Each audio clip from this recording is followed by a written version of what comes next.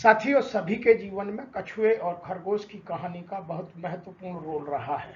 हम बचपन से ही इन कहानियों को तरह तरह के रूपों में सुनते आए हैं। आज मैं उसी कहानी से, उसके डिफरेंट वर्जन से 10 कॉरपोरेट जीवन की सीखों की बात कर रहा हूं कि हम अपनी प्रोफेशनल लाइफ में या कॉरपोरेट लाइफ में कौन सी 10 चीजें उस कहानी से सीख सकते हैं। पहली बात करते हैं, slow progress is better than no progress. Stay positive and do not give up. आप हमेशा थोड़ा बहुत काम करते रहिएगा, स्लो प्रोग्रेस करिएगा, लेकिन प्रोग्रेस करिएगा, खाली कभी मत बैठिएगा। कॉर्पोरेट में ऐसा कहा जाता है, slow study progress is better then daily excuses. जो लोग रोजाना बहाना ढूंढते हैं, उनसे थोड़ी थोड़ी प्रोग्रेस बहुत अच्छी। कोई स्टोरी और कही जाती है, success is the sum of small efforts repeated day in and day out. ये रॉबर्ट कॉलर का कहना है कि आप छोटी छोटी सफल चीजों से, घटनाओं का जो योग है वही सफलता में बदल जाता है। इसीलिए प्रोग्रेस के लिए हमेशा एफर्ट्स करते रहिए। दूसरी सीख, your direction is more important than your speed.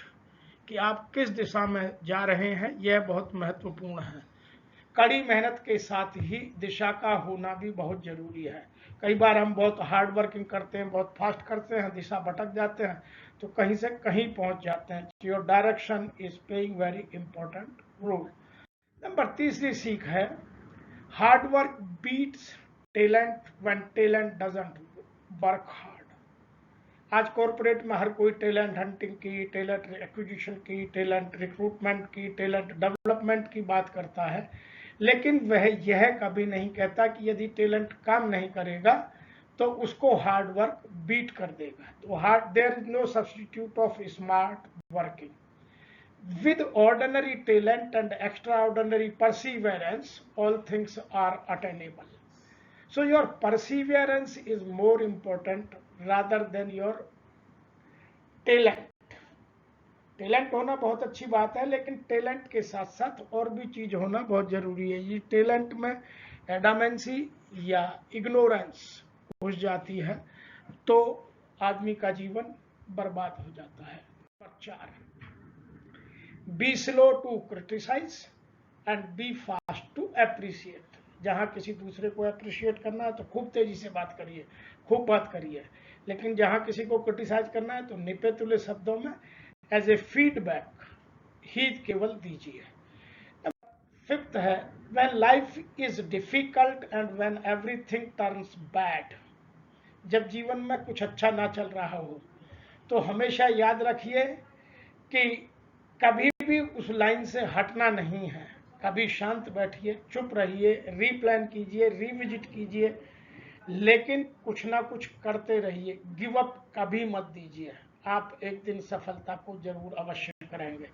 जब लोग बार बार अपनी लाइन बदलते हैं, अपना जॉब बदलते हैं, उससे कोई सफलता नहीं होती। नंबर 6 है, your speed doesn't matter, forward is forward. आप धीरे चल रहे हैं या तेज चल रहे हैं यह मैटर तो करता है, लेकिन इतना नहीं करता है। Keep moving forward always matters. So हमेशा चलते रहिए, हमेशा प्रोग्रेस, आपका ग्राफ हमेशा प्रोग्रेस की ओर रखिए। नंबर 7 है, it is a slow process but quitting won't speed it up. आपकी स्पीड स्लो हो सकती है, लेकिन क्विट मत करिएगा। क्विट कभी भी किसी स्पीड को बढ़ाती नहीं है, वो आपको प्रतियोगिता से, आपको जो स्पर्धा है उससे बाहर कर देती है। तो ऐसा कहा जाता है, winners never quit and quitters never win. तो यदि जीतना है तो नेवर क्विट, हमेशा स्मार्ट वर्कर बनिए। Number 8, never discourage anyone who continually makes progress no matter how slow। यदि कोई आदमी लगातार प्रोग्रेस कर रहा है, उसकी स्पीड स्लो तो हो सकती है, लेकिन उसको कभी क्रिटिसाइज या डिस्करेज मत कीजिए, क्योंकि एक दिन वह अवश्य जीतेगा।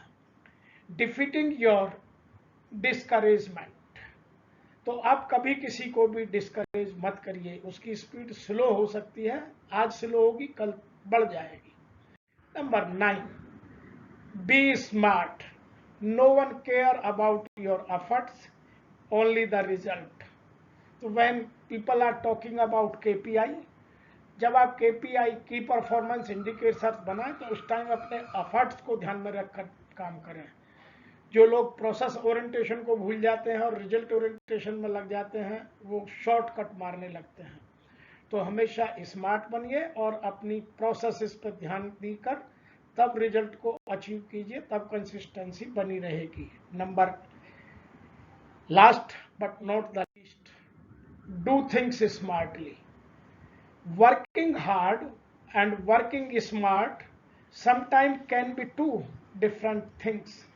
जीवन में वर्किंग हार्ड और वर्किंग स्मार्टली कभी कभी दो अलग विधाएं बन जाती हैं, और वर्किंग स्मार्ट ही हमेशा काम आता है, क्योंकि स्मार्ट वर्किंग में आपको इनोवेटिव आइडियाज जनरेट करने हैं, आपको क्रिएटिव होना है और खुद को और अपनी टीम को मोटिवेट करके रखना है। तो ये 10 शिक्षाएं बहुत महत्वपूर्ण हैं जो हम खरगोश और कछुए की कहानी से समझ सकते हैं और अपने जीवन को महान बना सकते हैं। आशा करता हूं कि आपको यह हमारा प्रयास अवश्य पसंद आएगा।